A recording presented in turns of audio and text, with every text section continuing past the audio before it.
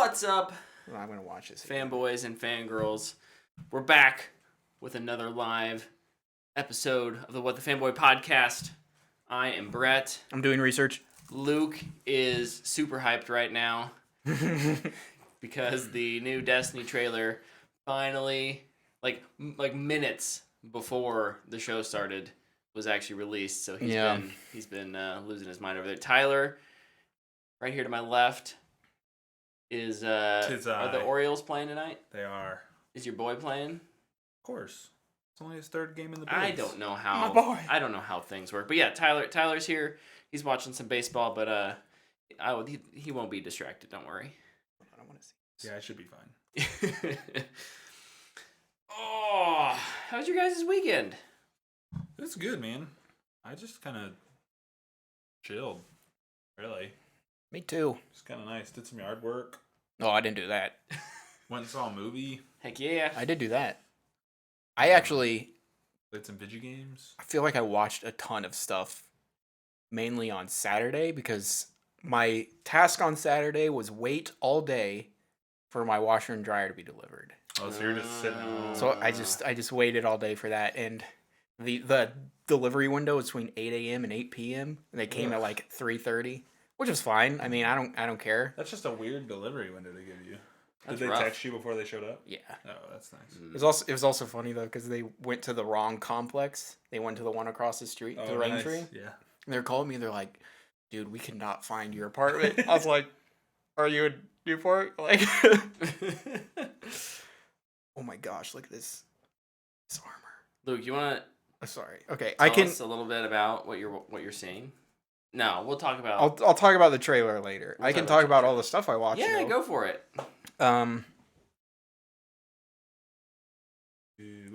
First thing I guess I'll talk about is I got caught up on Under the Banner of Heaven. Yeah. There's 5 episodes out right now. There's 2 left, I think. That show is so good. Andrew Garfield is amazing. Mm-hmm. I can't remember the actor's name, but I love the dude who plays Detective Taba. Yeah. And That was great. he is the direct reason last night I watched Wind River because he's in that movie for like 5 minutes. But it reminded me of Wind River, which is one of the most underrated movies of all time, I think, because I just don't think anybody's seen it. Yeah. Like, I don't throw the word out masterpiece a lot. Yeah. Because I think it's so overused. But that one is up there. It's yeah. And solid. I strongly encourage you both to watch it. It's on Netflix, and it is incredible. It's just slow neo-Western murder crime thriller that takes place on an Indian reservation. And it is very tense. You just watch Sicario. Imagine the border crossing scene, like, drawn out across a movie. Like, it just has this heartbeat racing, like, throughout, which I think is really impressive for it being such a slow movie. The other 2 things that I watched one that I'd never seen before and was like, I should probably watch that, was because of Love, Death, and Robots. One of the episodes was directed by David Fincher, and I was like, I've never seen The Girl with the Dragon Tattoo, which he directed, the American version, or Hollywood version, I guess. Yeah. And I really enjoyed that. Rooney Mara's great. Daniel Craig is great. Is really good. Glad I finally got around to it. Yeah. Knocked another one off my list. The backlog is getting shorter. No, it's not. It just gets long. For every one thing you watch, 2 more things are added. And then also something that I was pretty sure I had seen, but I honestly don't know if I had, was I watched Steven Spielberg's War of the Worlds. The one with Tom Cruise in it? Yeah. Yeah. I've seen that movie. I don't think I had ever seen it. Because there was parts where I'm like, I do not remember this. I really enjoyed it. I remember liking it. It's been a long time. Yeah. I remember liking it. It's a different movie for Tom Cruise. Yeah, it is. Since he's the action hero stunt guy, which I really liked. And it felt like more of a classic Spielberg. Where like almost horror, but not really. Just like an intense thriller. And it felt like his olden days, more close to like Jaws or Close Encounters, which I really liked. But yeah, I really liked it. I also I'm gonna look it up on Rotten Tomatoes, because this surprised me actually. War of Worlds. Nope, that's not the right one. There's too many War of Worlds. Too many world wars? That's That's true. There were too many world wars. And we don't need a third. We're working on it. No, we should be Rotten Tomatoes, can working you it. please have a better website? No, why would you want that? Their search function is horrible. It's 75% critics, and we'll kind of go back to this later, I think. It's 42% audience score. Yeah. Which really surprises me. I think people probably, like you had mentioned, were expecting action movie Tom Cruise? an action movie, and it's not an action movie. It's a survival movie. It might help that I know the story of War of the Worlds. Yeah. If you know the ending to that movie and how it is resolved, which I think is maybe one of the best resolutions to a sci-fi ever. It's fantastic. And when did it first come out? Like 1940 or something? Something like that. Bacteria. Like that. The fact that it came out so long ago, it's kind of a bummer that it can't be done for the first time and everybody go, "Oh, why didn't we think of that?" Yeah. But yeah, I really enjoyed it. Let's see, what else did I watch? Busy weekend, man. I watched all of Love and Death and Robots. I think you guys watched some or all of that. Yep. I also watched the newest animated DC movie, Catwoman Hunted. It's on HBO Max. I thought it was pretty good. I think they went a little too big. Yeah. With it. But I really enjoyed it. The voice acting was really cool. Who voiced Catwoman in that? Oh, jeez. Giselle? Not Halle Berry. No. Not Michelle Pfeiffer. Not Anne Hathaway. Not me. Not Tyler Davis. It might have been Tyler Davis, actually. Oh shoot, Tyler. Elizabeth. You have got to let us know when you get these gigs, man. Gillies? I just do things. I don't know what I'm doing. I don't know how to say her last name. Elizabeth Gillies. She was good. And Stephanie Beatrice is Batwoman, and she was great too. Oh, nice. Finally got to play her. Yeah. But I enjoyed it. I think out of the new DC animated movies, it's probably the worst one, but it's not bad at all. It's still really good. Good. All right. And the big thing that I guess that I did all by my lonesome was I ventured to the movie theater, which was nice. And I watched The Bad Guys. That's right. The sequel in my heart to The Nice Guys. Even though they're not related in the slightest. They should be, though. Totally different genres. This is the animated movie from DreamWorks. About a crime crew of bad animals that is caught and forced to go into redemption mode and show that they can be good. The Suicide Squad. It's like this pocket universe of Zootopia. In Zootopia, there was no humans, and in this there is. Oh. It's like an animal Zootopia world and the normal world like merged together. So which is actually one of the cool parts. Yeah, they just hang out. Awesome. Fascinating. Yeah. Which is one of the cool parts. I don't know how many movies or like animated movies like that where it's animals that can talk and humans that like coexist. Like both of them are driving around in cars. That's fascinating. It's like personification to the max. Mm-hmm. Wow, I haven't used that word in a long time. Personification. Yeah. It's a good word. Thank you, high school. But yeah, I really enjoyed it. It has a great theme which is, I don't think it's very hard to see what it is. You can even gather it from the trailers. It's a kids movie. Usually, Yeah. those themes aren't too buried. Yeah, which is good, because it's about stereotypes Mhm. and systemic racism to a point where when you see a wolf, a snake, and a spider, and a shark, and a piranha, they're always bad guys in everything that they've been in. I think it was last week we watched some shark movie trailer, and what did I talk about? Sharks are always villainized in movies for no reason. Well, and even movies that don't use them as villains, like I'm thinking like Finding Nemo, they're still villainized, but the ones that they run into are like recovering from eating fish. Yeah. So like it still plays into that stereotype. Yeah. So that's cool. Yeah, it was really cool, and I thought they did a really good job of showing that theme throughout the movie, and like I don't know if this would be, I don't think it's too much of a spoiler, but the moment that it looks like they aren't going good, everybody just jumps right back on them. They're just like, you guys are all bad. You're just criminals. You can't ever be good.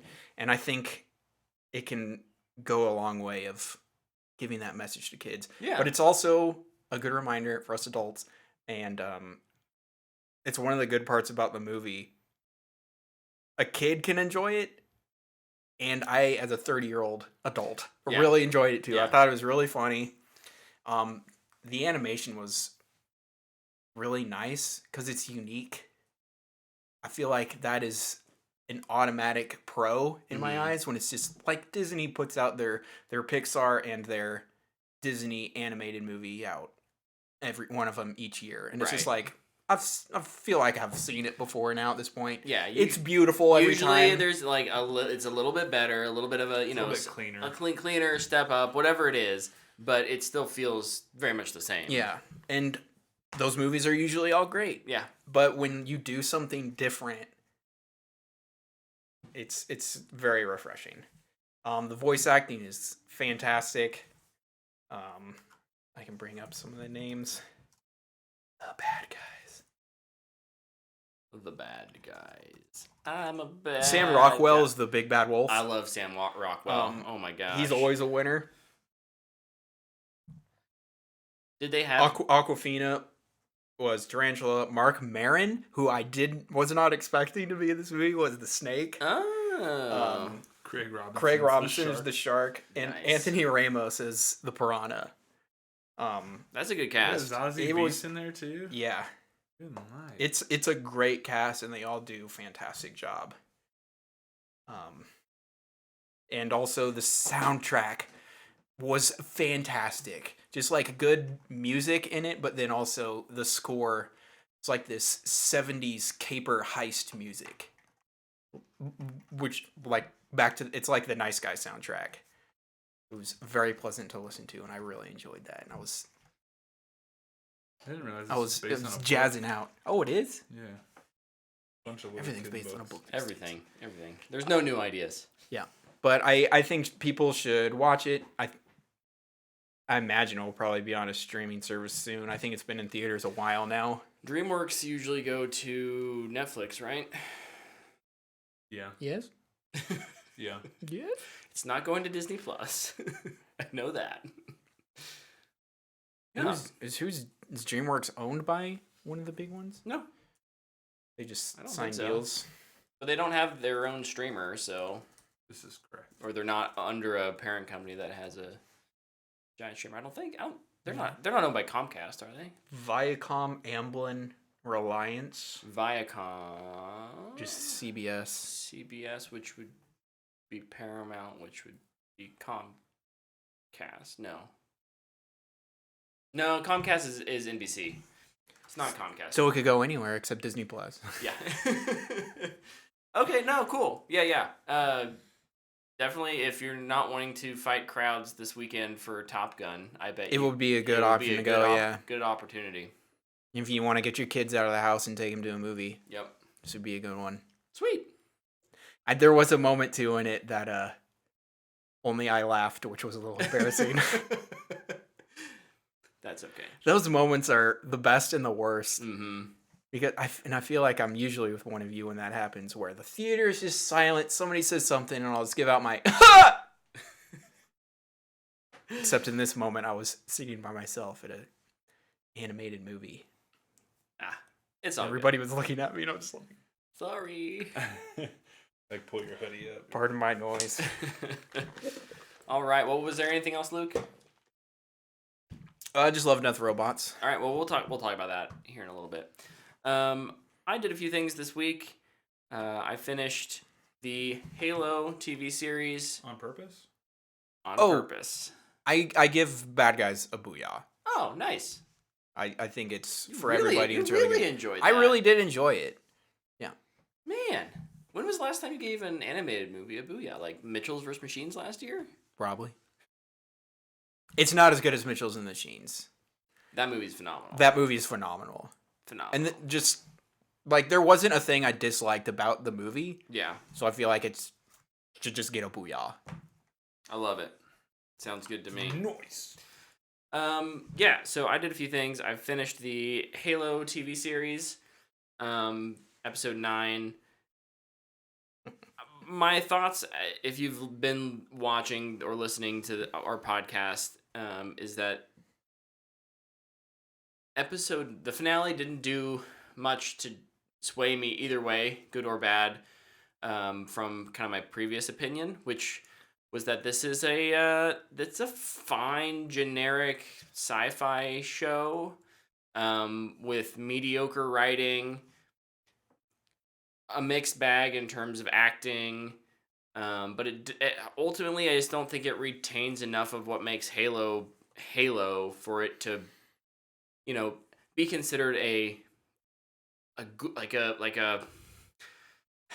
It's not really an adaptation. yeah. It's weird in that even though it's in its own silver timeline, and I'm 100% on board with that, and them doing different things, so much of it just doesn't feel like Halo. They've done, animated, they had the Halo Legends animated series, they did the Forward Unto Dawn series, they've done some others like short things that I feel like just kind of capture the essence of what is Halo even better than a 9-episode series that stars the Master Chief. Some positives, I think Pablo Schreiber is really good. I think he's a fine Master Chief. I don't know who you cast to be Master Chief, and I'm totally fine with Pablo. I think he did good with what he was given. Is it more the writing? They should have cast It was way more the writing and what they casted me. the plot. Catwoman did. They should have casted me. The plot points and what they had him do. Cortana, I need a weapon. Dude, I'd be the worst Master Chief. Be stubbing my toe, because instead of taking off my helmet, I'd be taking off my boots. Oh, gotta give those toes some air, right? I got athlete's foot. Oh no, Be itching. itchy. You can't. Yeah. I need some fast acting to action. I thought the other Spartan, Kai. There's 3 other Spartans. Kai is the only one who actually gets any amount of screen time. She was good.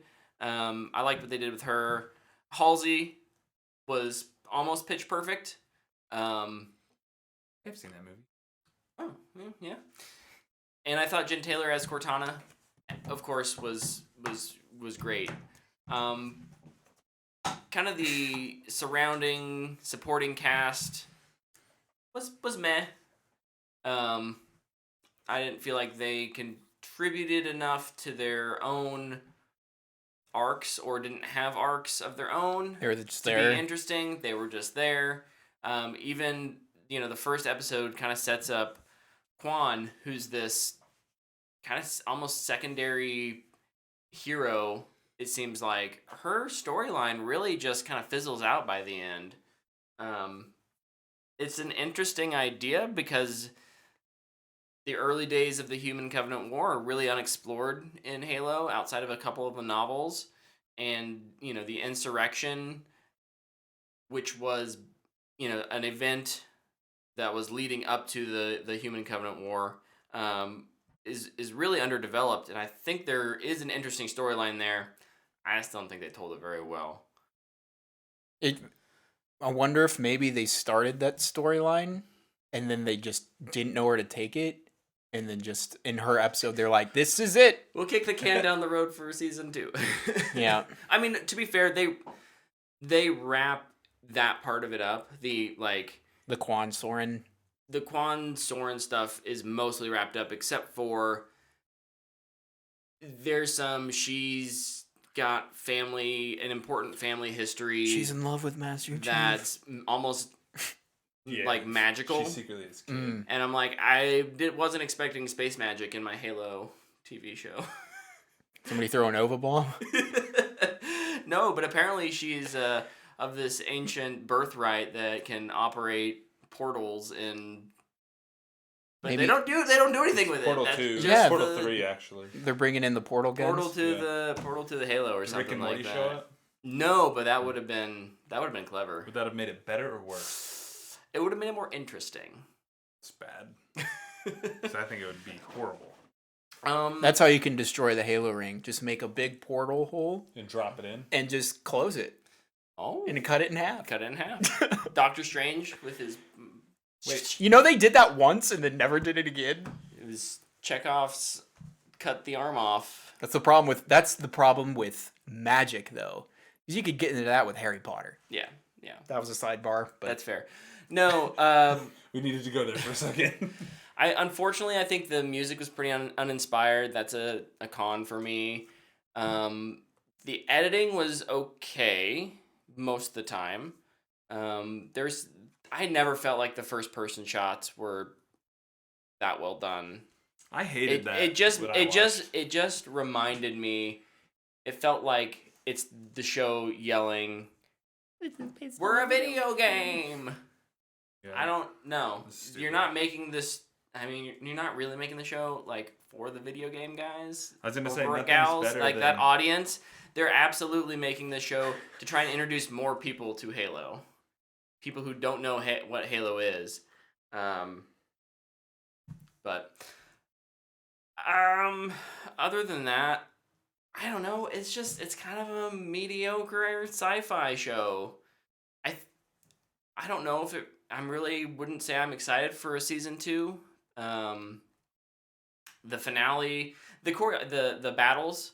The first battle was okay. I think it was a good first battle in the first episode. The midpoint battle was really good. But the finale battle I thought was kind of underwhelming. I just watched clips. I thought it looked so weird. So part of the problem is it seems like my guess is that their budget costs kind of ballooned. Some of the CGI in this is pretty wonky and pretty weak. We might talk a lot about CGI in this episode. We will definitely be talking a lot about CGI in this episode. So I think if they had focused in a bit more on a smaller story that wasn't quite so far reaching with so many different things, they maybe could have saved a few bucks and made those dollars go further. That's total speculation. I don't know what their budget was or their budget situation. It's just what it feels like. Ultimately, I'll give it a straight to streaming. I think it's right where it needs to be, which is on a streamer. I can see why this project had not been developed for 10 years. for a network TV or an HBO. Or why it was in hell for so long. Yeah. It'd be like that sometimes. They definitely left off, and they've already renewed for a season 2, so we're getting a season 2. Not convinced that's gonna be great. I hope they look at some feedback, though. I think there's still time to look at feedback and adjust as needed. But yeah, ultimately not that excited about it. I also watched The G Word with Adam Conover on Netflix. Adam Conover is the guy who did Adam Ruins Everything. it was a Comedy Central. No, not Comedy Central. College Humor spinoff show. And now he's got his own Netflix deal. It's a 5 or 6 episode little show about the government. The G word is the government. We don't like to talk about the government. I know some people who really like talking about the government. Well, yeah, some people like to talk about it too much. But this show kind of dives into, well, what does the government actually do, and what are some of the shortfalls, and what are some of the good things it does. Adam's got a pretty, like, you either like his comedic style or you don't.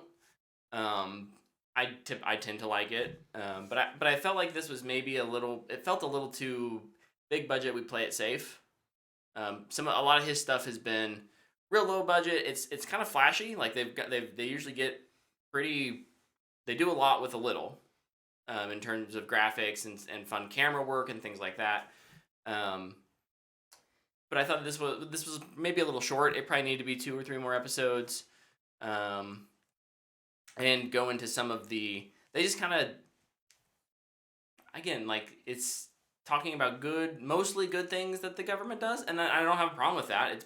I learned a few things about the National Weather Service and whatnot, but it just didn't quite feel like Adam Conover hard truth content, which is what I was watching it for. But I'll give that one a Matthew McConaughey. I think that one's okay. That one's, yeah, it's fine. Could be better. And then Tyler, Yo, what did you do this week? I watched. Because I'm done, and except for the Men Review and Love, Death, and Robots. Yeah, I watched a lot of baseball. The number 1 prospect in baseball was called up to the Orioles this weekend, so I watched that. And then I watched Volume 3 of Love, Death, and Robots, and watched Men. I did yard work, hung out with my kid, played some Apex. This is so quick. Yeah, we're almost 30 plus minutes in. Well, We've had like 4 reviews. Let's talk about Love, Death, and Robots. Cool beans. Let's do it. I actually need to pull up the episode list so I can remember these things. Love, Death, and Robots is the anthology series on Netflix. Kind of goes into weird places, which I typically love. But yeah, each story is from a different creative team, completely separated from all of the other stories, have nothing to do with each other. What do you guys think of season 3 overall? I think the highs were really high, but the lowers were a little bit low. Yeah. For me. I think that's a great way to describe it, honestly. Like, the episodes that I think we'll spend the most time talking about were really good. Yeah. But, like, there's a few episodes that I just... I just did not like. Yeah. There's one episode in particular I hate, but... I'm curious. Start there. Which one did you hate? What's your least favorite? I think it's the last one. The one with the siren and the deaf knight. So I didn't hate it. I was just like... Were you like this? I was so motion sick. I love the concept, though. Yeah. A siren and a Great. deaf knight. I was Yeah. like, this is awesome. But it was moving so much. There's too much movement. There's such thing as that. How the camera moves, plus how just all they of it, move. yeah. Plus, I don't know if it was me. I felt like I was either getting some weird render, like... It was like pixely. painted Yes. or real. So Yes. I could, yeah. And I didn't think it blended the well. The blending of it was, it was a little off-putting in a way that maybe that was intentional, but it was more distracting than it was. Yeah. That's an interesting feature. Like when she's dancing in the water, it literally looks like a real person Yeah. standing in the water and dancing. But then like, there's times when the knight is walking through the forest and the leaves... It looks like a bad canvas painting almost. Yeah, I hated that episode just because of... I mean, I've been talking about shaky cam a lot lately. This whole episode was that. And then I loved the idea of the deaf versus the siren, but like the audio for it just was jarring. It was so jarring. Oh. And I was like, man, this is annoying me. Yeah. It did not leave a great taste in my mouth to finish it. That was a bummer too, that was the last episode. Right. Probably the last episode of this show as a whole. Oh, really? You don't think they're going to do more? Not after all their animation cuts that they talked about. Gosh dang it, you're right. It's ruined my whole week. Yeah. I can't imagine they'd spend money to put these creative teams together to do this after announcing that. Yeah. The episode I hated the most was the mini zombie episode. Oh. I thought that was cool. It was just so different. I thought it was a cool concept, and I liked. It felt like stop motion to me, and it was zombies. Two things I hate. So I liked the execution. I just didn't feel like it told a very interesting story. Oh no, yeah, the story. So it was kind of yeah. In terms of like least favorite was like, oh well, that one. It's an interesting concept, but I wasn't particularly sold on what they were. Thank goodness it was the shortest one. It was like 2 minutes or something. I thought that one was pretty fun. It didn't. I mean, even from the description, I was like, "Oh, this one won't be anything crazy." Yeah. Tyler, you said, did you agree with Luke on the highs were high and the lows were low? Yeah. Okay. I hadn't really mentioned my kind of overall feelings. I liked most of these. I don't think that there were any that stood out, kind of like the ones in some of the episodes in season 2 and 3, or 1 and 2. Sorry, we're in season 3. But I ultimately I liked the majority of them. Even if there was some wonky animation or some it's just bloody fun. Yeah. Type of thing. Like there's not really a story there, but it's fun to watch a crazy mechanical bear tear apart a squad of Marines. So, what were you guys' favorite episodes? Awesome. Some of them, like that one, and then the one where they find the alien in the tomb or whatever. Yeah. Felt to me I'd seen those in other 2 seasons already. So for those, I'd kind of the bear half watched them. The bear one reminded me of the werewolf one. Or like they just like switched animation styles almost. Yeah, wasn't because it like the Red War one where like the werewolves start attacking the Russian soldiers? Yeah, like, it was kind of like that. That's true. But I did really enjoy the banter of that team of soldiers. They were hilarious. I think it might be in season 2. There's one where they're in the cave. It's pretty much the tomb one, but it's in the animation style. Mm-hmm. The Vaulted Halls or whatever it's called. In vaulted halls entombed. Yeah. Season 2. That was Joe Manganiello in that, right? Yep. Okay. Yeah, his face looked a little weird. Captain Boomerang. Jai Courtney. Yeah. Oh, what was this episode? That was season 1. What was the highs? So I know the one high that I think we'll all agree on was episode 2, but the one I really liked outside of that was the very pulse of the machine. Yes. Episode 3. I thought that was one of the most unique animation styles I'd ever seen, as well as just this really cool small story of this lady hallucinating. Just it was so fun, man. I really liked that one a lot. It reminded me a lot, and neither of you have played this, but it reminded me of Returnal. Like their armor is very similar, and you're like on this alien planet, and you don't really know what's going on. Like I just really enjoyed the mystery of it all. I really liked how I got a complete story, but there was mystery left there too. Intrigue, in that one. Yeah. And plus the lighting and more of a hand drawn looking CG looked so good. It was so cool. Yep. Yeah, I agree. I think that one is high up there. Yep. Bad Traveling is fantastic. That one's amazing. The one that I probably like more than you guys is The Swarm. I didn't like that one. I didn't. Yeah, that's you one had with mentioned the 2 researchers. The Gears of War. The Gears 5 story. Yeah, it was good. No, I like that a lot. But yeah, Luke. The one I liked the most was the one with the rats. Mason's Rats? Mason's Rats is awesome. I don't think it's the best episode, but I just thought it was so hilarious how these rats are all out war. All out war against these robots. And it was super violent and really funny, and I loved the resolution of them becoming friends at the Yeah. end. Yeah. And then just like the war imagery in it too Yeah. was like spot on to like the war movies I've seen. I've never been at war, but I thought that was super creative, and I really liked that.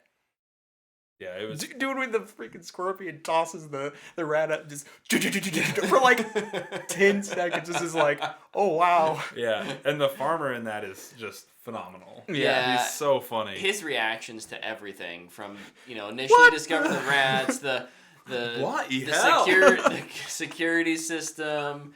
He kind of almost like talks to the scorpion robot like a cat. It's Yeah. like, good job. Yeah. And then ultimately like turns on it and becomes comrades with the rats. I love it. The other one I think The it's shotgun at the shotgun Yeah. shell beer bottle or whatever. It's great too. the other one that I don't think it would be very many people's favorite, but I really just like the 3 robots. Me too. Oh yeah, no, that's so great. good. Yeah, it's funny. It's great satire, just making fun of like our own political world. Yep. Yeah. Yep. Just Did you think this was roasting gonna be Elon the Musk? human race, Yeah. and it's fantastic. Yep. And probably the fact that it all parts of the human race too. Yeah. No one's safe from those robots. and I bet some people will watch that episode and be so mad, Oh, and it just makes it even better. Yes. Heck yes. I love it. Can we talk real quick about bad traveling and the crustacean? Can I just have this one be a movie? Yeah. Like, can we just get a feature of this one? Yes, please. Yes. Yes, please. Super, Fincher's animation debut. Yeah. yeah. That was cool. So creative. I think the coolest part about this one was, and I appreciate this one about Jabaro too, is that they're not sci-fi. Yeah.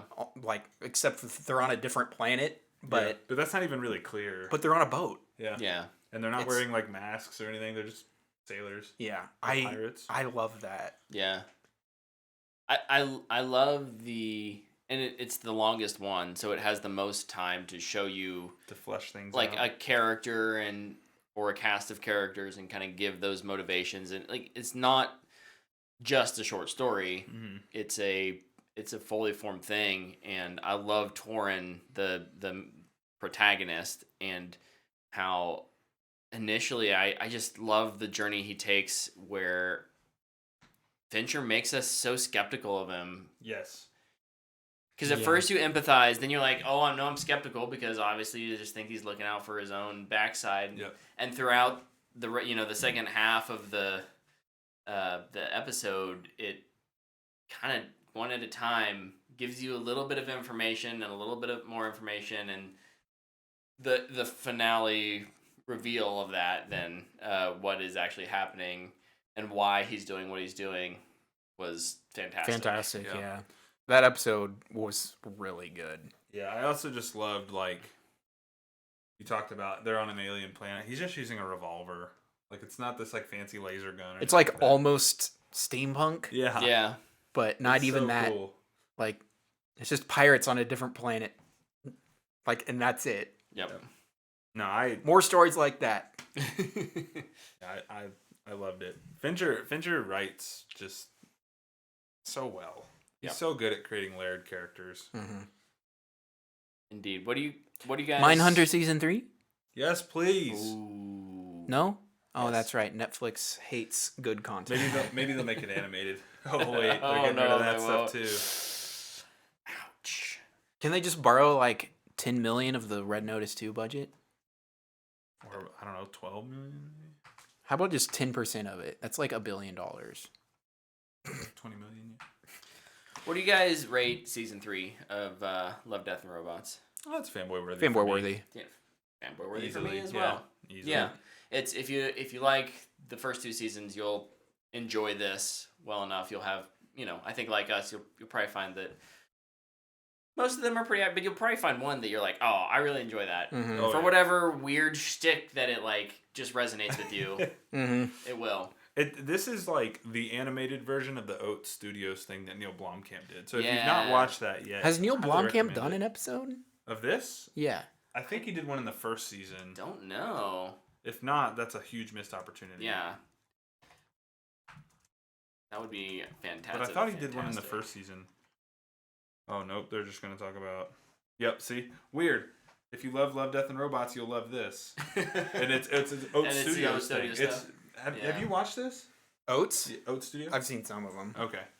I just love it's just basically his pitches that didn't get picked up. But, like, you get some really cool stuff in there. Definitely be contacted for the next season if they do it. Yes. Absolutely. I'm amazed it hasn't happened yet. Maybe he said no. It's like, I got my own gig on Amazon. So he's got Oat Studios Volume 1, so maybe he's making a Volume 2 and he doesn't want to waste his ideas. Yeah. Could be. On Love, Death, and Robots. Could be. All right, let's keep the review ball rolling. Hey. Tyler and I went and saw a movie this weekend. We did. Called Men. We went and saw Men this weekend. Men. It's so funny. People be like, "What'd you watch this weekend?" I'm like, Men. And they're like, "What?" I'm like, "It's a movie." And they're like, "A movie called Men?" I'm like, "Yes, it's a movie called Men." Yeah, I watched Men this weekend. We're men. Sounds questionable. We're men in tights. That's actually the credits music for that movie. I don't believe you. Good. You should not believe this. I'm totally lying. Yeah, we watched Men. Alex Garland's fourth project. Yeah, we had this discussion after. We're like, what else has what else has he done? There's only one of them that I haven't seen. I've only not seen 2, so I've seen half of his stuff. What's the fourth one? Devs, TV show for Hulu. Oh, and he wrote Dread. Yes. Gotta remember that. We were talking about just his direct. I forgot about Dread. Dread is a masterpiece. I remember hearing a quote where Carl Urban was like, Alex Garland basically directed this movie. Yeah. Oh wow. So that could have been. We may need to give him more credit on Dread than to win, or Mega City 1 show win. So what's your tweet impression of this movie? Because I did actually tweet after this. I did as well. So my tweet is, Men is Alex Garland's most visceral film to date. Exceptional filmmaking and stellar performances of Jesse Buckley and Roy Keener sold me on the unsettling third act. You can't unsee it, and you'll need to talk about it with someone when you walk out of the theater. Did you need a hug after? I did not need a hug. No. It's unsettling, but not... You still slept like a baby? Yeah, it's not. It's not going to give you nightmares. I don't think. So my tweet was, just in response, was, saw #Men movie tonight. Alex Garland might be one of the best technical filmmakers working today. Other than that, I have no idea what to say about this movie. And that's kind of where I felt walking out. Like, you and I talked for a while about it after. And I mean, there is a lot to say about it, but it's hard to talk about it if you can't spoil it, because I think thematically you can't really flesh out the theme in your explanation without spoiling things. Right. Now there are some themes you can touch on, but I think for all the hoopla that's being made about this movie, it is not anything like. There's one thing that I've not seen before in a movie in this. Yeah, and they move fairly quickly through it. Yeah, it's certainly, like I said, unsettling was the term I kind of came up with. Is it graphic? Absolutely. Oh yeah, for sure. Is it gory? I wouldn't describe it as gory. I wouldn't even describe it as terribly violent or visceral is a good word. Yeah, I mean, that's the best way to explain it. It's this. Yeah. Hold on. I'm going to Google the word visceral for the people that don't know it. It's me. Not you, surely. It's me. The audience members. Keep going. Okay, got it. Ignore those past 10 seconds. I'm not dumb. What is the definition there, Luke? Yeah, read it for the people. Relating to deep inward feelings rather than to the intellect. Yeah. According to Google. So talk about it. Let's talk. You want to talk about some pros and cons? Maybe you should talk about how it made you feel. Sure, we can talk pros and cons. Be visceral in your review. So the first pro I wrote down was technically one of, and when I say technically, I mean like the film was made from a technical standpoint. One of the best movies I've seen in a long time. It is really well done. Yeah. From the shots to the CG that is used to the sometimes you just get everything. you get certain aspects of movie making that like on a film might, you know, the CG might look really good and the cinematography is not bad, but like the camera works like shaky, Yeah. for example, and or like too shaky. And this blends all of those Yeah. things from, you know, set design to cinematography, color, motion on this, like Lights. yeah, everything clicks. Like Dude. again, technically, I think it's nearly perfect. Like, oh yeah, 100%. I would agree with that. I think the first moment in the whole movie when I recognized it was when you jump between the past and the present. Yes. There's this really cool like color grading thing Mhm. that you've seen it a million times Yep. in other things, but it just works so well in this. When you said set design, the house is like, I don't know if they like found the house gutted it and built it to fit what they were going for, but it's like perfect. It's a little bit so perfect. It's a little bit like the Knives Out house. It's just like yeah. You couldn't tell that story in any other house. Yeah, it's the perfect house for it, and the same with this cottage house where this is set. Yeah, I love there's the entryway that just feels really cramped and tight. Then there's this like big open kitchen, and then there's like this little side room, like where all these things are taking place, and then the bedroom feels like it's a loft and it's small, and again it feels tight and it makes moments more tense. Like everything is used and complements each other so incredibly well. It's insane. Yep. It's insane. Yep. The pro that I'll throw out there next is the acting. Yep, that was my next one. Performances. Not a lot of people in this movie. No. And not a lot of actors. And in terms of actors, there's actually somehow more female actors than there are male actors. I know, that's crazy. I didn't realize that until we were looking at the cast earlier. I was like, no way. But there's 2 male actors and there's 3 female actors. Yep. That's nuts, man. And they're all good. There's really only 2 that get anything. Yeah. The 2 that don't, or they're used three that don't, have important moments that they do a good job. It's just they don't have a lot. But yeah, Jessie Buckley as Harper. Yep. Oh my gosh, she's conveys good, emotion so well. Yes. Because so much of this movie is just about that internal process, I think, that women go through. And she's not necessarily... There are moments where she talks with her friend about it, but, like, you watch her process these things without her speaking, and she acts so well with her eyes and her body. It was phenomenal. Yeah, she does a really good job too. Like as the movie starts to wind down, there's this like shift with her character that goes from like, you know, there's this optimistic feeling at the beginning, and then there's like this kind of inquisitive, weird, anxious feeling, and then the movie goes to like this acceptance moment. And like when the acceptance moment happens, it's just like, oh boy. Yeah. It turns it up to 11, and you're right. I mean, she gets it across the screen so incredibly well. And then Rory Kinnear. Oh my god. Dude, man. Insane. Insanely good in this. Yeah. Insanely good. Yeah. I think he might see some recognition later in the year for this one. I could see that too. Yeah. He, if you don't know, and the trailers show this. Kind of.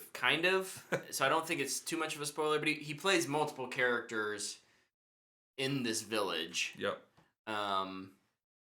And all of them are incredibly unique. But he toes this line of uniqueness for individual's sake, but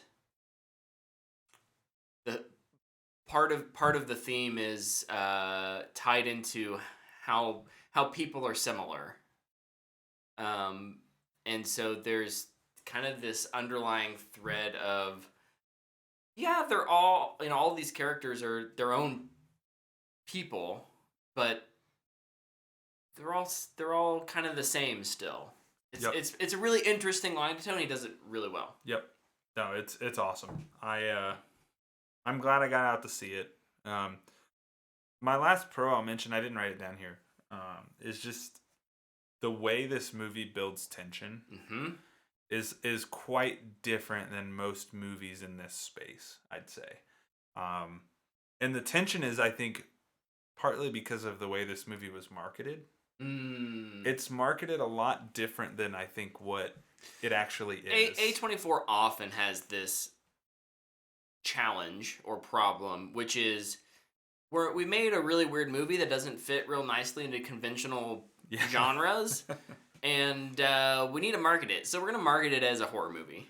yeah, and I think it's probably more in the suspense. It's more of a suspense thriller than a horror.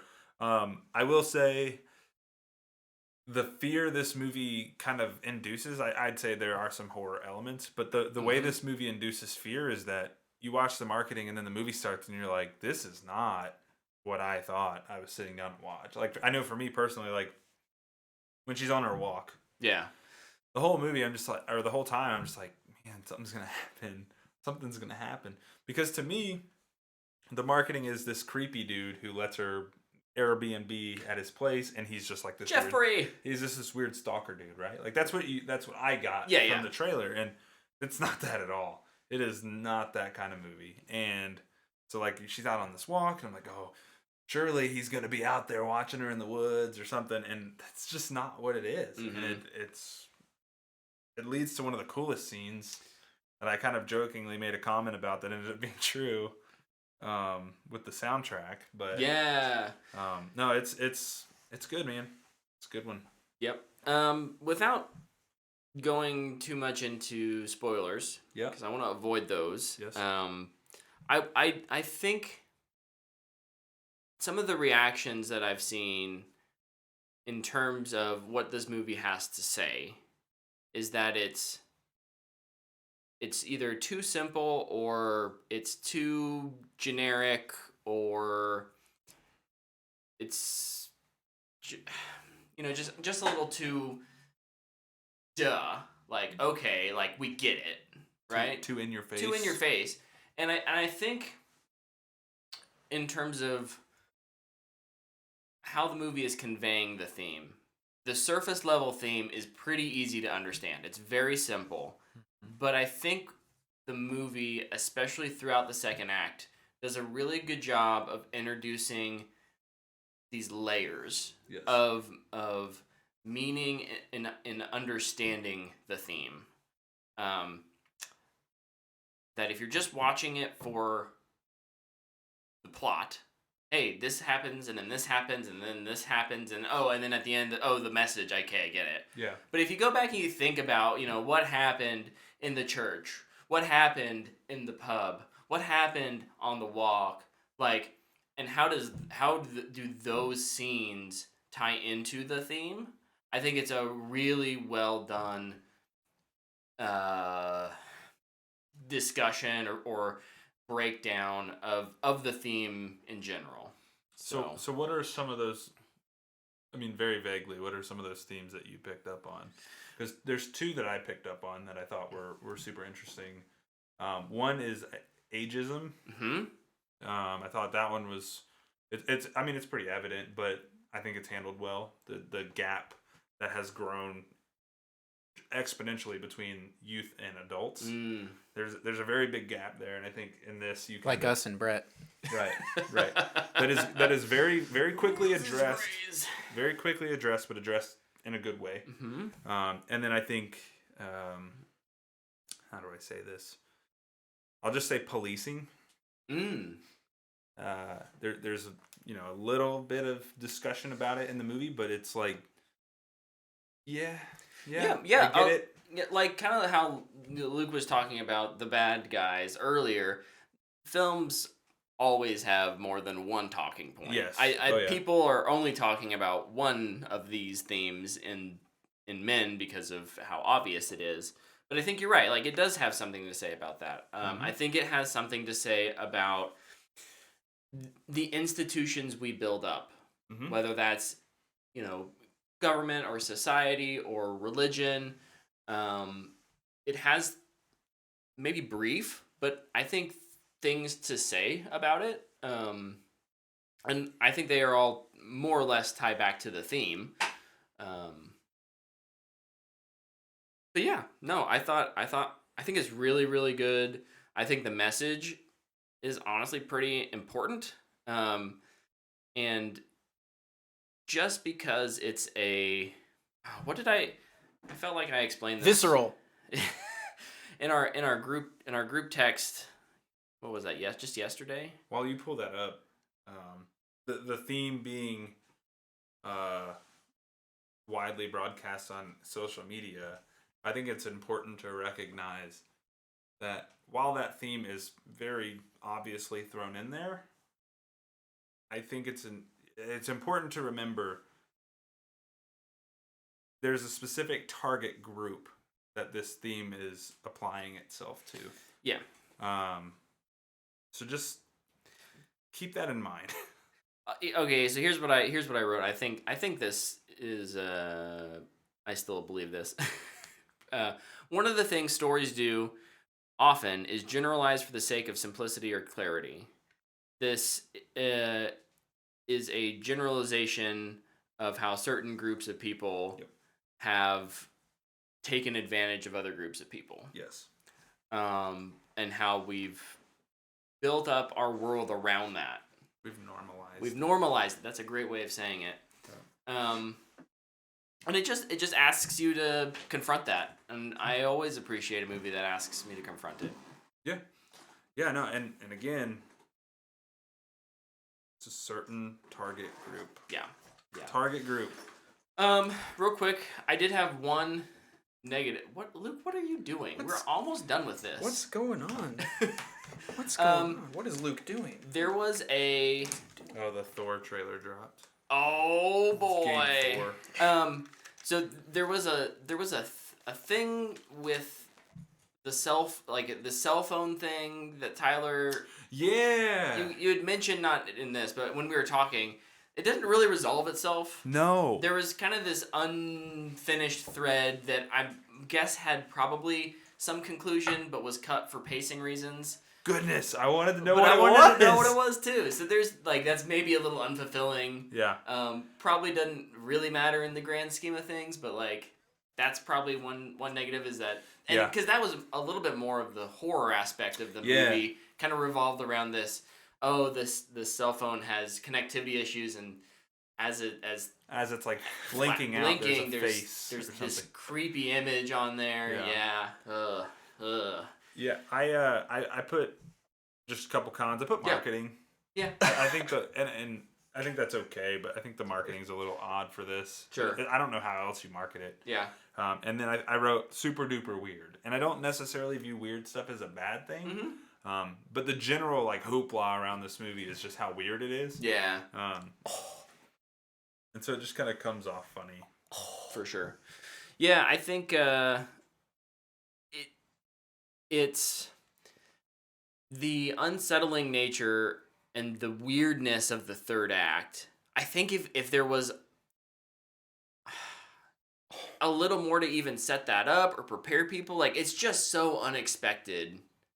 And even me telling you that there's something weird and it'll still catch you completely off guard unless you know 100% what it is. I think even the visuals of it will still probably catch you off guard, and that may be a good negative point to say it maybe could have forecast that a little better, prepared the audience for it. I get sometimes you just want that reaction as a storyteller, but yeah, it really didn't feel like that kind of a movie up until that moment. Right. So, anyways. What do you rate this, Tyler? So I actually wrote down yesterday Matthew McConaughey. Okay. All right. But as we were talking about it more and more, the more I talk about this movie, the more I think I like it. It's a little bit So I give it a fanboy worthy. Yeah, I'm right there with you. I think it's a fanboy worthy too. When we walked out, I had said, I was like, I don't know how to recommend this. Like, Yeah. I really don't. Yeah, and I still don't know. Like, I give it a fanboy worthy. I don't know if I would recommend this to most people. Yeah, it's again much like the theme of this movie is a target audience. There's a target audience for this movie from a recommendation standpoint. Yeah, you got to remember that not every movie is trying to be a Marvel 4-quadrant. Yeah. We gotta get the kids and the parents and the grandparents and the emo kids and the Right. the teenager. Like, it's not that. It's a very narrow audience. I would almost call it For like all a high art. ages. Yeah. Like a high art audience. Yeah. You know. I think film junkies, like people who want to make movies, should really watch this. Yes. Because technically, it's so impressive. Yep. Garland is one of those directors The comping is crazy. that I think people will. I mean, personally, I'm just like, I don't know how he's so good at his age. But How old is he? He's great. I think he's In his 40s? early 40s. 51. Oh, is he really? Yeah. Man. I guess for his experience, then I'll say experience. He got to start as an author. Not bad, not No. bad. Good So for him. yeah, that's Men. That is Men. I don't know if you should go see it, but I liked it. Right. It's a great way to talk about it. Great way to pitch it. All right, we can move into trailers. Luke, you just 30 seconds ago watched a I trailer. just watched the Thor: Love and Thunder trailer Oh while my you guys were talking about Gosh. Men, and this movie looks awesome. I'm so hyped. In Taika we trust. Christian Bale looks awesome. Yeah? Yeah. Ah, I think he looks sweet. awesome.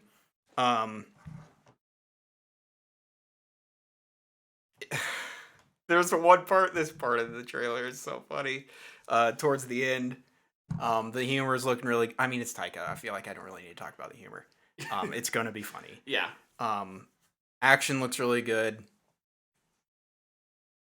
I feel like I just shouldn't say anything about the CG. Even though, because the CG in the trailer looks good. But that's just a whole topic in itself now. Yeah. CG in trailers is a... it's a thing. I'm really excited. I wasn't like over the moon after the teaser trailer. Now I'm there. And I love the moon. So You're over. I'm over it, yeah. You were... I'm Michael Collins right now. I'm on the dark side and come back around. Thumbs up in this? Oh, big thumbs up. Let's go. Awesome. Let's go. July 8th can't get here soon. Well, it can wait because we still got Top Gun, so. We got a number of movies yet between now and then. So there was another Marvel property that released a trailer this week. Shrek. Shrek, Attorney at Law. Shrek with worse CG. Yeah, we did get the She-Hulk trailer. I don't know if everybody wants to just hear our added dumpage on how bad the CG in this looks. Hulk doesn't look bad. I think Mark Ruffalo's Hulk looks okay. I don't think he looks better good than still. the rest of the trailer. That's true. I feel really bad for Tatiana Maslany. So here's the... Just because I've been watching an enormous amount of Corridor Crew videos Yeah. on CGI breakdowns and stuff, like, knowing that they have probably just been able to pull those phenomenally high quality scans of him from The movies. from Endgame, like the work to make him look good is so little compared to A brand new one. The money that it takes to do that, they just don't have to invest it in that. And obviously they should invest it in her looking good, but yeah, it's a weird thing because She's the title character. yeah, We've learned that doesn't matter in Marvel stuff lately. That's true. Doc Strango wasn't even the main character in his own movie. Doc Lestrango, yeah. Finally, it's catching on. I think that We need an Outback Doctor Strange. Here's another added thing that came out over Sure. the last couple days. which I think is another huge gripe, which is she's just kind of tall and very green. She does not look like a Hulk character. Like, ripped out of her mind and tall and big. Yeah. And lots of people have been complaining about that. I'm in that camp. Apparently, she didn't look like that at first. And the studio said, make her look sexy. That does Well, not they surprise definitely me. Which put that in the is a trailers. big red flag IMO. Yeah. Dude, I'm telling you, it's been a weird time lately for Marvel. Thor will pick him back up, and people will forget about all this. But Yeah. I think it's just a good reminder that, no studio is safe. And nobody's safe out here in these streets. Tell them, Brett. We're sitting here. None of us are particularly like Doc Lestrango. Doc Lestrango, but the movies made the second most I'll money show you an Outback version. after in the post-pandemic era. I mean, we're still in the pandemic. Cases are going up, but second to No Way Home. So like people are watching it. It's even with some bad mixed reviews. It doesn't matter. I think the biggest evidence for Marvel Phase 4 maybe not doing as well has been its track record with audience numbers on its streaming series. Moon Knight had abysmal numbers compared to Captain America and WandaVision, those early ones. I think Loki's the highest. Loki was really, really well done. Or I say well done, it just had good numbers. I think it was well done too, but that's neither here nor there. No, She-Hulk, Attorney at Law. Okay, CG looks terrible. At the story of the show, I think looks very interesting. Yeah. Mm-hmm. But gosh, it's going to be hard to watch because I'm so nervous. You know what we say every time? Oh, they still have time to work on it. Yeah. Have they ever actually worked on it? Probably not. I'm just worried it's how it's going to look. And I feel bad for the people that worked on it.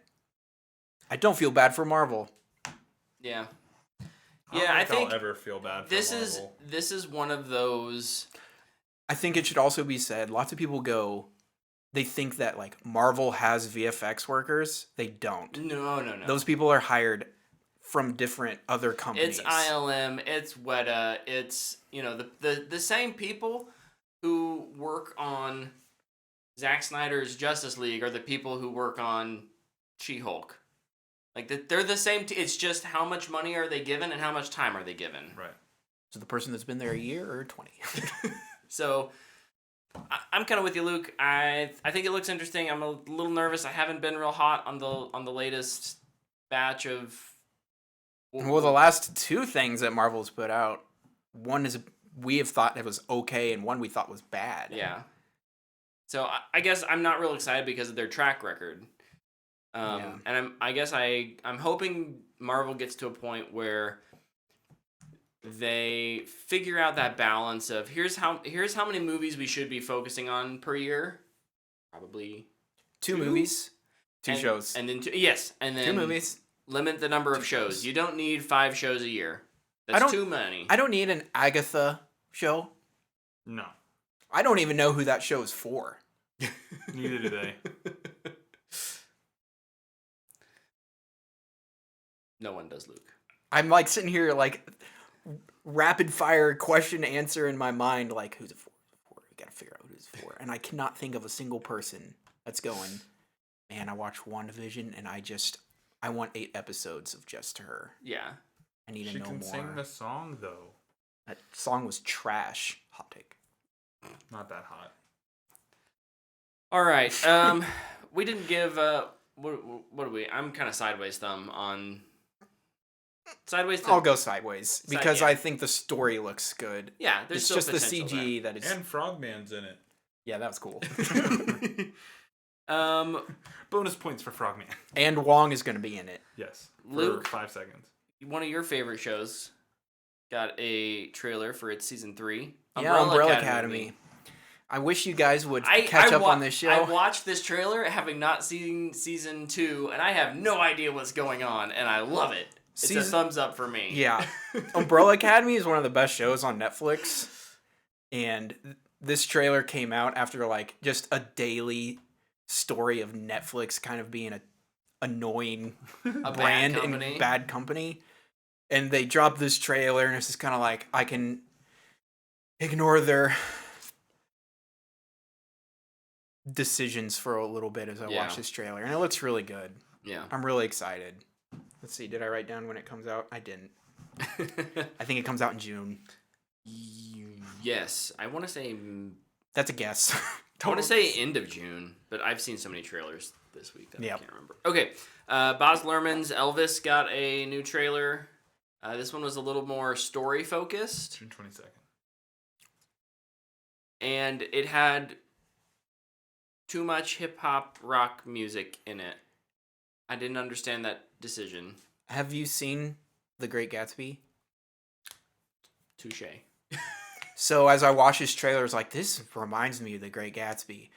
Turns out it's the same guy. Yeah. So now it kind of makes sense. I like The Great Gatsby, now your expectations so are set. maybe I should be So normally, more accepting to this. if I read a book in high school, forced to read it, didn't read it, I spark noted it. Did good on the test. Notes. I usually just hate the story. Yeah. And I can never watch the movies that are made about it. Mm-hmm. And I liked the Great Gatsby movie too. And it had Tobey Maguire in it. And I was in that stage of my life where Spider-Man 3 was bad, so I didn't like Tobey Maguire. Now I'm over it because I'm an adult. Because of No Way Home. Ye redeemed it! You mean you don't have to hate an actor if they did one role that you didn't like, or that they No, you have to hate them. Toxicity is required at some point. My bad. For somebody. My bad, guys. My bad. Otherwise, you're not a true fan. No. But I am intrigued by this movie. My thumb was here, but now that we've talked about it and I realize who's doing it, I'll give it a thumbs up. I'm giving it a thumbs up. The only thing I really didn't like about the trailer is that it was so long. Oh, it was like It was over 3 minutes. Yeah. And that's just too long of a trailer. I'll thumbs up. It's not needed. Thumbs up. A minute and a half to 2 minutes at most for a trailer ever. All trailers. That's all you need. All right, here's one that I'm very curious to what your guys' take is. 3,000 Years of Longing. Thumbs up. This looks like the kind of weird I'm into. I don't even know what it's about, which I think is a good thing. Besides that, it's Tilda Swinton finds Idris Elba's genie. Yep. And who knows what comes after that? Like, this thing looks what so kind of crazy weird. Aladdin story are we? How Mad Max into? is this gonna get? I'm thumbsing up because it's George Miller, Yeah. the director of Happy Feet. You're not wrong. Dude, That is Happy a fact. Happy Feet's good. I don't care what anybody says. Oh my gosh. Wait, really? He directed that? Yeah. Yeah. Yes, the dude who made the Mad Max franchise also directed a movie about a tap dancing penguin. With who That's called range, who folks. was voiced by Frodo. That's right, baby. Yeah. That's awesome. Thumbs up as well for me. Happy Feet's a booyah. Only Murders in the Building got a season 2 trailer. Big thumbs up. This looks awesome. Season 1 is fantastic. Yes. Very much into this. Dana really liked it. Not the trailer, the first season. Fair enough. Fair I enough. bet she watched the trailer. I bet you'd like the trailer too. Probably.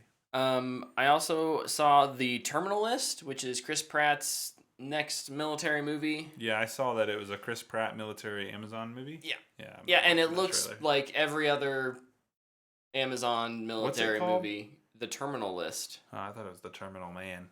Terminal List. All The right. Terminal I List. don't even know what this is. So Yeah. It What's the looks- story about?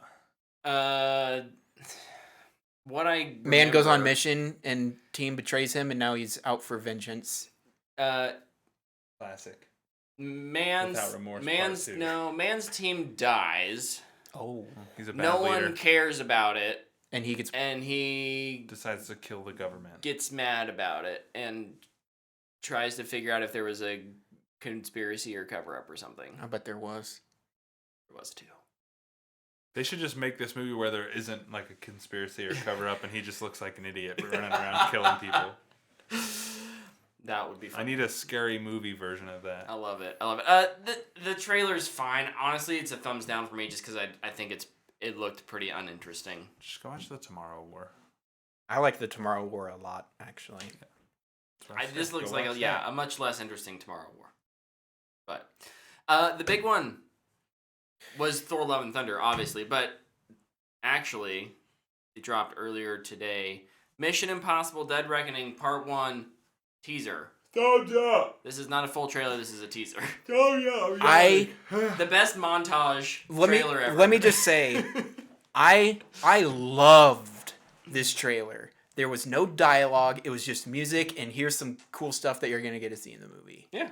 I thought it was awesome. That's how you do a teaser trailer, man. Also, way to capitalize on Top Gun coming out this week. Yes. Good move on their part. Good summer corporate of Tom synergy. Cruise, baby. Good save because it leaked. Did it? Yeah. No. Everything leaks. Dude, I freaking... Most anticipated movie of 23. Second most That anticipated. final Might be stunt they Spider-Man. show... Spider-Verse. That final stunt they show in this little teaser is Okay. freaking awesome. Yeah. Yes, but I think the part that made me the most excited was when him and Kittredge are fighting on top of the train. Because it's just like the first movie. And I thought it was an awesome callback. And they can make it look good now. Kittredge coming back is... Mm-hmm. I mean, I hate nostalgia, but... At least, like, it makes sense. This looks awesome. Yeah. This looks awesome. Time for another Mission Impossible marathon. I did, literally, as soon as I got done watching, I was like, oh man, I need to watch these again. Dana actually... You've got a year. So Dana agreed to watch it them twice. now, though. So now I get to get her to watch these. Heck She's yeah. never seen them. Heck yeah. So Mission Impossible. Ready for Mission Impossible 2, baby. Dude, his hair is so good, it's worth it. Dude, the motorcycle scene in that movie is amazing. The only bad thing, honestly, about Mission Impossible 2 is that it's just a John Woo movie. Not that John Woo is even a bad director. It doesn't fit Mission Impossible. It's just weird. With the pigeons and the dual guns and the series The was three- still Romeo and trying to Juliet, figure baby. out where the 360 it's at, no scopes and what it was doing. Because who did the first one? Baz Luhrmann. JJ did the third, right? Yeah. And then Brad Bird did 4. 4. And then the guy who's been doing them all since. I don't remember his name. Chris McQuarrie. Yes. Has done the last He did 5, 6, 7. 5, 6, 3. And 8 and 9. And then currently 8 Or- and 9. Did you figure it out, Tyler? Working on it. 5. What was Fallout? Brian 6, De 7, and 8. Palma. Brian De Palma. Look at him go. Good for you, Brian De Palma. I don't know off the top of my head what else he's done, but Snake Eyes. yeah, this has He been directed Carlito's Way. an interesting franchise with as many different directors as it has had, that it's felt fairly cohesive. I mean, 2's Well, the only real He's got standout. this one on his resume, so... Oh. He did Scarface. Ah, perfect. Never Love heard of it. It's only 3 hours long. The other trailer that dropped. Sorry, this is a big thumbs up. Yeah, obviously, I don't have enough We don't thumbs. We don't need to talk about it more. The other trailer that dropped right before our show started that we hinted at earlier was the Destiny 2 new seasonal trailer. It's been a little unique in that the new season starts tomorrow, like in hours. So like they've held it for as long as they can versus releasing this trailer like 2 weeks in advance. Luke, how are you doing? It's looking good. Yeah, I'm pretty sure it leaked on one of them, and they're just like, okay, put Open it the out. floodgates. Thing leaking. The Leviathan is back. Yes. It looks like a couple of the Leviathan weapons are coming back. The new armor is looking good. Solar 3.0 has now been confirmed. And there's a part in it that has me a little confused where a hunter does a dodge and slams his knife into the ground and makes a big ring of light. Everybody's getting wells of radiance. It's because the Warlocks are probably going to get self-rest. No. But Give then it back. my beautiful Solar Titan pulls out 2 hammers and slams them on the ground. Dude, Solar 3.0 looks insane. I'm so hyped. Gonna be dope, man. And the story of Destiny has been really good. Mm-hmm. Really since Season of the Chosen, it's been a lot more linear. Yeah. And easier to follow and understand. Man, I'm hyped. New dungeon on Friday. Gosh dang it. I don't want to wait for all this stuff. I just want to do it. Yep, it looks awesome. Thumbs up for me. I am not as much of a Destiny player anymore. Not me either. That said, I have still... You even have it installed anymore? Yeah, I still haven't installed. I always hop in at the beginning of a season and at least grind out the battle pass. It's pretty easy to grind out those battle passes. You just really have to do the weekly story stuff, and so I'll play it definitely for the first, I don't know, probably 6, 7 weeks, 8 weeks maybe, and then hop off and enjoy some other things. But yeah, I'm excited for it. It's good. Looks good. Okay, guys. There's a lot of news, but we're gonna have to run through it quickly because we're already an hour 20 into the show. This week was... We gotta hustle. So let's only spend time on the things that are the most importantest-ness. That didn't make sense. I apologize. You mean like TVMA Scooby-Doo? I was actually gonna say the same thing. I wrote it down here. Yeah, why do we need that? We don't? Okay, cool. So Mindy Kaling is, headlining a mature Scooby-Doo spinoff starring Velma. And it's how they met, which I find interesting that they're solving people's heads being cut off in college, and then they go and find people who are haunting a shoe factory for, like, because they want to own the company and scare the person away. I don't know. I just find that weird. I don't understand why it needs to be for an adult audience. I feel like it kind of goes against Scooby-Doo. Maybe it'll be good, though. I don't know. Yeah, my guess is... We'll see. I'll watch the beginning. It's Warner Brothers. They've had pretty good success with, like, Harley Quinn. Maybe they're just trying to tap into that audience a little more.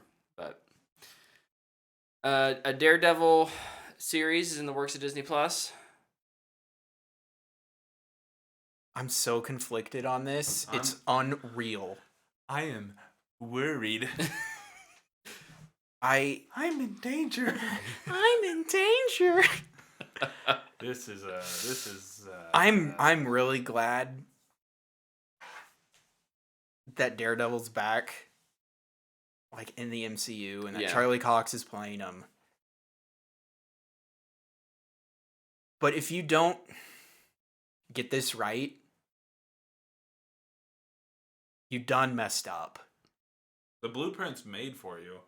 And I feel like they should have brought back the writers, and the people they brought in do not give me a lot of hope. People who did Covert Affairs, which was a show I gave up on when I was in high school, and I watched everything on USA. And Deck the Halls. Oh. You ever see that Christmas movie? No, I remember when it came out. It's got a 6% critic score. That's pretty good. 30% audience. It's almost as good as one. Oh, they made it for the fans. Yeah. Not for the critics. That's right.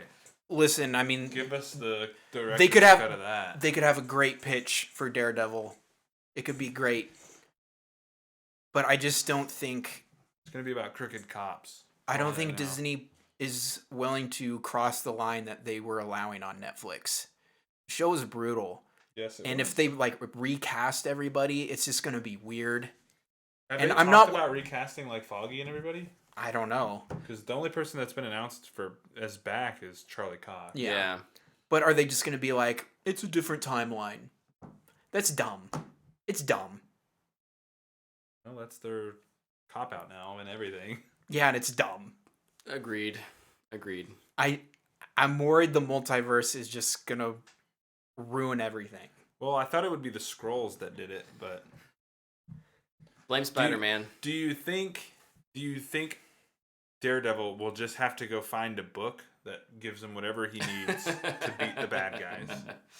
They're probably going to give him his vision back. Well, that's what he would need to beat the bad guys. That's what he needs to beat Wanda. There you go. All right, Or next Agatha. story. Rick and Morty is getting a 10-episode anime spinoff. Oh yeah, I saw this. This is weird. This is I got nothing to say about it, but it's weird. I like Rick and Morty, so I'm okay with it. I've never watched It's a different. I like Rick and Morty. It's a different creative team. Obviously, they'll still have some input from the original, but it's not like taking away development from the mainline series. They have an actual anime studio working on it, so It's gonna be so wild. it's gonna be insane. And More wild. I'm than here it for already it. is. Helen Mirren and Harrison Ford are gonna star in a Yellowstone prequel. Another one. I guess yes. Yellowstone is What is apparently this one? 1776. 1932. Oh dang it! That's a total guess. So they got 1880 what? 1883 1883 and 1932 and present day. and present day. Who would have thought that Yellowstone would have been this like big thing for Paramount? Good It's for not them. even on Paramount Plus. Only 1883 is. Oh. Hey, but And 1932 will be. Like, Sonic the Hedgehog 2 is going to be on there soon. that's whatever. I don't care about that. I'll actually watch that. Well, I'm gonna watch it before the subscription ends because I'm probably gonna cancel. I don't share passwords. Me No, either. no. Speaking of sharing passwords, Netflix cut 150 jobs this week. Oh, Classic. Net. That's where they'll make up is their budget back losses. in. That's what It's it employees. is. It's not their movie budgets. No, we wouldn't want to, spend less on. They should make movies. The Rock pay for Red Notice out of his own wallet. Yeah. I think we talked about. Did we talk about the Wonder Twins movie officially getting scrapped I think we did. Yeah, we did. last week? And if we didn't, it's dead. It's dead. It ain't happening. It's dead. Sad day. Okay. I like what came out of that though is just their focus on theatrical. Yeah. And they also talked about how they wanted more Harry Potter stuff. They do, and they want to keep budgets low on their HBO Max direct stuff. Yeah. Pay attention. It's almost like HBO has been doing it for 30 years almost. Mm-hmm. They might have an idea. And Discovery's been doing it for a long time too. What do you know? And then they combine into one. Like the not. It's almost like Discovery has been doing this thing where they make these shows and they sell them to a network, but also have it on their streaming service. What an idea! Exclusivity is a bad thing. Not completely, but yeah. Something I didn't think I needed, and I don't know if I do, but it's happening apparently. Law Abiding Citizen is getting a sequel. I have a question about Law Abiding Gerard Butler Citizen. and Jamie Foxx. Is that movie considered good? No, Okay, because I really liked that movie actually. I didn't hate it. I don't think it's considered good. Maybe I'm wrong. Maybe I am the exception there. I haven't looked it up at all. I just remembered liking it, and I like how in my mind it's It's got 26%. an enjoyable movie. Okay, that makes Audience is 75. Oh, See? They're doing it for the fans. they made it for the They fans. made it for the fans. Rating F, no review. Awesome. It's basically Saw with Gerard Butler as Jigsaw, which means he's as righteous of body as he is of mind. That's awesome. Best review ever. Oh my goodness. Before we get into the Star Wars stuff, my last story is that apparently EA, despite having all the talk about being the one wanting to buy up other companies, is actually seeking a merger. So they're looking to sell themselves to you heard me. To a company like I guess they've talked with like Apple, Comcast, Amazon, and Disney. Netflix should buy him. So What's $400 million? They just gotta fire 500 more people. Yeah. Hey, they just need to delay Red Notice 3. Just cut the animation department completely so we can buy EA and then never release a game. No. I hope whoever buys EA buys it and goes, you know what we need? We need to bring back NBA Street. Oh. So the problem right now, Oh. Yeah, dude. That's what needs to happen. from the article that I saw, was they're having a hard time because what they're essentially seeking to do is stay their own little separate entity and keep the current CEO on as CEO. They want to do as little restructuring as possible, and anyone who understands mergers knows that doesn't happen. Nope. Like they would still be their own little company within the grand scheme of the conglomerate, but if you're looking to sell your company off, it probably means that you're not doing something right. Why would you keep the current leadership? Correct. I don't know. Whoever buys it needs to. If it's Amazon, they already have the rights to NFL on Thursday Night Football. NFL Street making a comeback, baby. Speaking it into existence. Give me NBA and NFL Street. Stat. Dude. All right. What other stories do you guys have? I've got 2 quick ones and then one that's interesting. First one is that Stranger Things they did show a trailer, but they also showed the runtimes of their episodes, and they are long. Yes. Very long. They're long. all over an hour. That's crazy. They're movies. Yeah. Every episode is basically a movie. It's crazy. And I'm here for it. The other one is Margot Robbie is making an Ocean's 11 prequel. Yep. Which I think Margot Robbie's great. But why? The Ocean franchise is run its course. The only good one is Ocean's 11. Ocean's 13 is fine, and Ocean's 8 should have been a lot better. Ocean's 12 was horrible. Whatever. You do you, I guess. Who's directing? I'm not the millionaire actor producer. They haven't figured. I don't think they figured out who's directing it yet. They just attach an idea with a star and hope that someone volunteers as tribute. And then, I'll do it. Brett will do it. Give me a paycheck, I'll do it. You do it for free. That's not true. Disney, I guess. I do it for less than almost anyone though. Match my current salary. Bought the rights to Stan Lee's face for the or his likeness for the next 20 years. He signed an NIL deal. So get ready for more Stanley cameos. Freaking cameos. Because that's what made those movies good. Can we bring back Iger? I feel like they're trying to make I money off a dead man. I want Iger back. And it feels really inconsiderate. I hate that. I hate this news. Ugh. Let's move on. Okay. Yeah. Here's the one we've all been waiting for. Obi-Wan is coming to Fortnite. And he's bringing a knife to a gunfight. Yes. That means we get it's the guy from Fortnite memes with Obi-Wan now too. It's gonna be great. The other thing. Wait. It's the guy from Fortnite. Oh. WandaVision director. We killed Brett. Hey, Brett, this one will wake you back up. We killed Brett before the Skittles. The WandaVision director will helm Godzilla and the Titans. He will executive produce and direct the first 2 episodes. Yeah, dude, you just gotta make stuff. Why do we do the show? I don't know. It's fun, and I like making you angry. I could spend 2 extra hours of my week writing something better than this. That would get me to actually make something. Ugh. Okay. I love this show. I love you guys. I have a really cool thanks, thing. man. Yeah, I love you too. You're pretty cool. Love pissing you off. I know you do.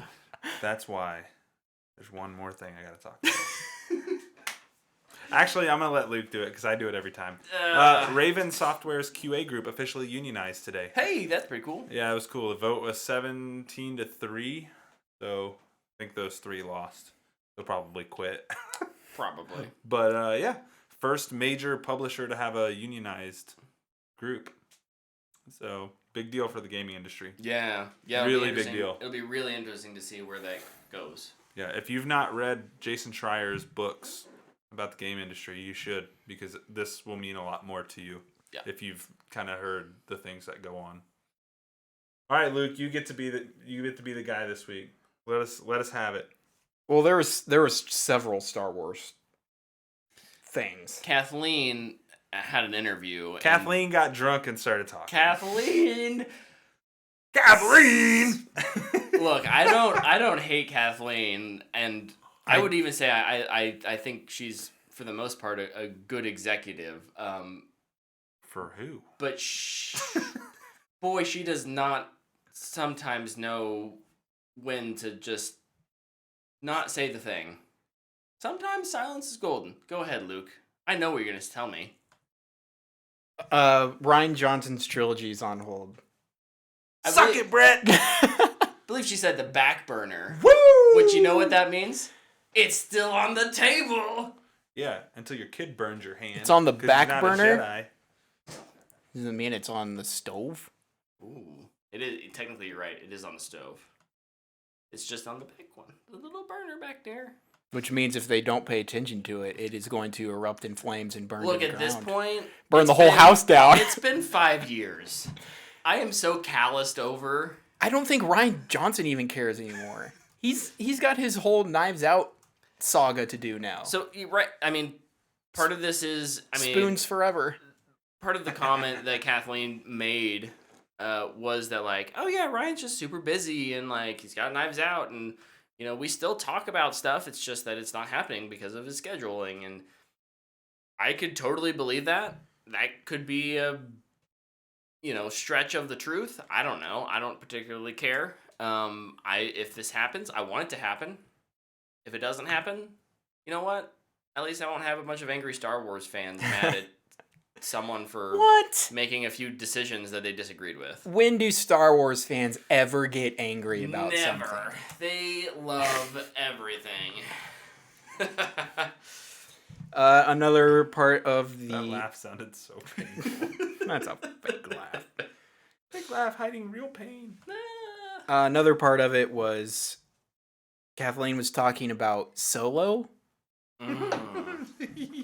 Good Lord. and how they clearly didn't pay attention to what people didn't like about that movie.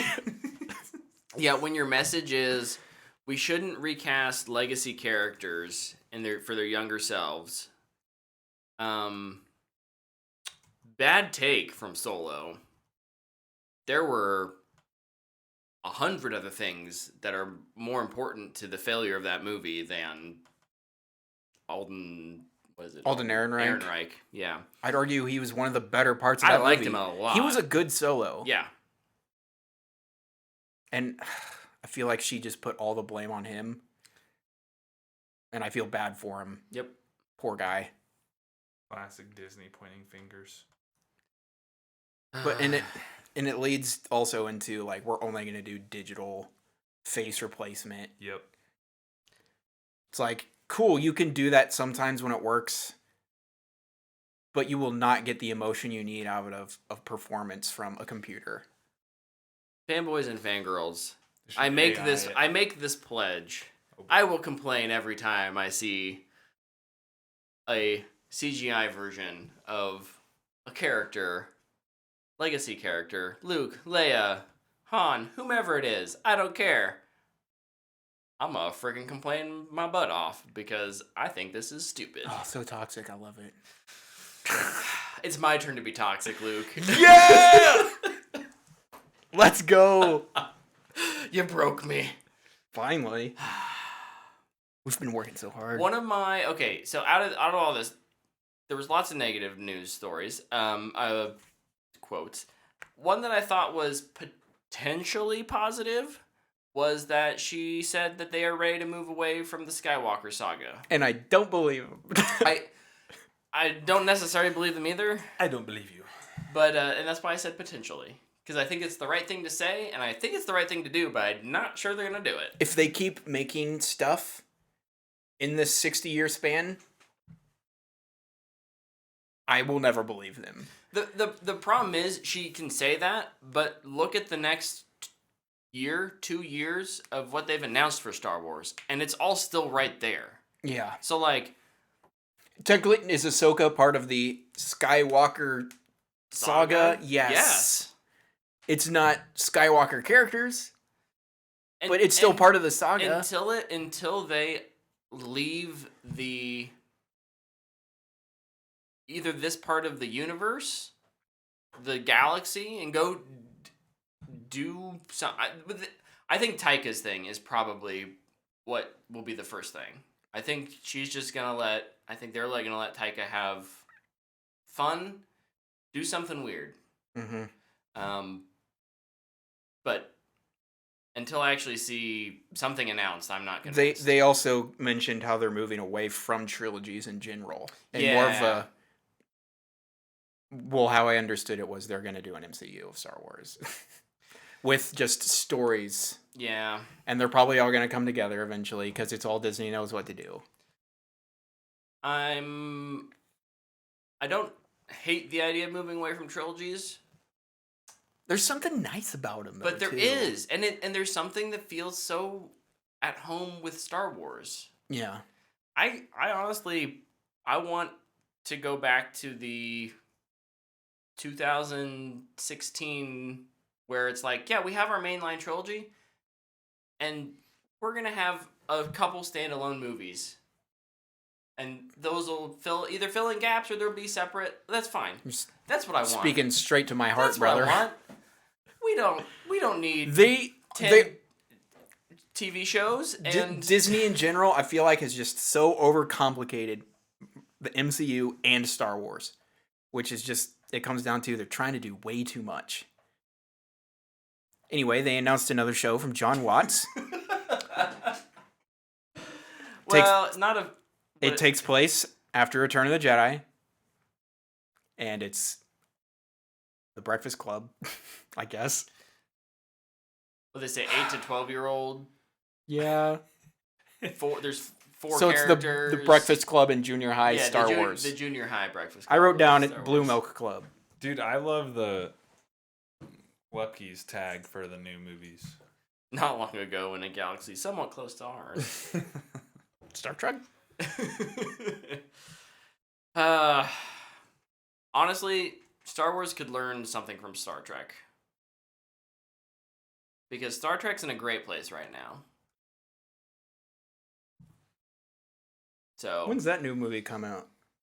Oh, I know they're doing a lot of TV stuff right now. Yeah, they're doing a lot of TV stuff right now. I think the new movie probably next year, late next year or 24. 2024, I bet. Because didn't they just announce it like a month ago? Yeah. And then I'm sure it's been in development, but yeah, I'm excited for that. Yeah. Okay, I don't have any more Star Wars news. Was there more that I missed? I don't have anything. I'm sure there was something we missed. There was so much this week. Oh, Acolyte comes out this summer. We'll see how Kenobi makes me feel. That comes out Friday, doesn't it? Yeah. First 2 episodes, so we'll be talking about that next week. I'm gonna be on a beach next week. Guys, we're gonna have a good show next week. We've got Top Gun, Kenobi, Stranger Things. Hopefully one of us gets into the Multiversus beta this week. It runs until Friday, I think. New season of Destiny. Yeah! Are you off Friday? No. So you're not really gonna I'm taking all of next week off. Oh, yeah, I didn't want to. You don't get Monday off? You'll be in Florida. I'll be in Florida. Yeah, do you get that off, though, or do you have to... Do we want to... Okay. Yeah, I got it off. I'm not going to ask that question. I'll ask it when we're done. Tyler's asking a programming question, I think. That's right. As you can see, we've planned out everything perfectly in advance. Yeah, we write this show weeks out. Okay, another long episode. Thank you guys for sticking with us. I don't think we have anything. We'll do a fan box question next week. That's right. And because Patrick's got one more. It's sitting in my inbox. I see it there. Yeah. Got a bullet in the chamber for this one. That's right. Thank you so much for watching live on Twitch. Monday nights, 8 p.m. Central. Watch it on YouTube. Or, if you just get it via podcast, that's great. If you want to ask us a question, you can reach out to us via social media or email us at whatthefanboy@gmail.com. Tyler's got our sponsor today. Oh, we don't have a sponsor? No. if you want to sponsor us, reach out to us at whatthefanboy@gmail.com. I'll sponsor you, Brett. And until next week, have a great week, guys. Enjoy movies and shows and all the fun games. We'll see you.